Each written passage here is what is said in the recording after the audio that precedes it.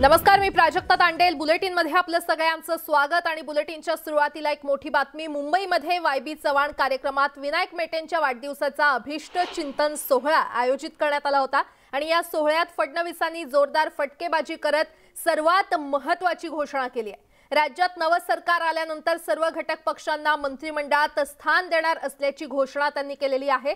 त्यानंतर त्यांनी केंद्रातील भाजप नेत्यांनी मला खूप मोठं सरप्राइज गिफ्ट दिल्याचं देखील म्हटलेलं आहे।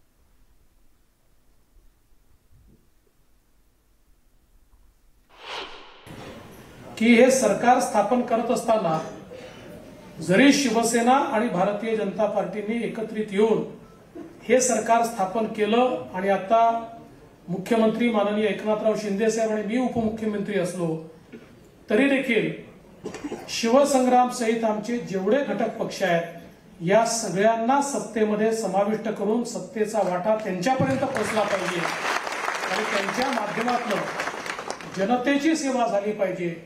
हे काम निश्चितपणे आम्ही या ठिकाणी करू। मेटे साहेबांचं अभिष्ट चिंतन करत असताना भारती त्यांना सांगू इच्छितो, भारतीताई तुम्ही म्हणाल्या गिफ्ट, तुम्हाला हे माहिती आहे का गिफ्ट पेक्षा सरप्राईज गिफ्ट जास्त महत्वाचं असतं। मला मिळालं ना सरप्राईज गिफ्ट। मी विरोधी पक्ष नेत्याचा माजी मुख्यमंत्री बनायला गेलो होतो, तसं प्रेस कॉन्फरन्स मध्ये घोषितही केलं होतं, पण माझ्या नेत्यांनी मला सरप्राईज गिफ्ट दिलं आणि सांगितलं तुम्ही सत्तेत जा आणि उपमुख्यमंत्री व्हा। त्यामुळे मी सत्तेत आलो। त्यामुळे आपण काळजी करू नका, राजकारणातलं गिफ्ट हे घोषित केलेलं नसतं, ते सरप्राईज गिफ्टच असतं, पण ते योग्य वेळी मिळणार याबद्दल तुमच्या मनामध्ये शंका ठेवू नका। दरम्यान गेल्या 2.5 वर्षात गेल्या सरकारनं केवळ भ्रष्टाचार केला, सगळ्या समाजाच्या लोकांवर अन्याय करण्याचं काम गेल्या सरकारनं केलं आणि आपल्याला कुणी न्याय देणार असेल तर ते फक्त देवेंद्र फडणवीस आहेत।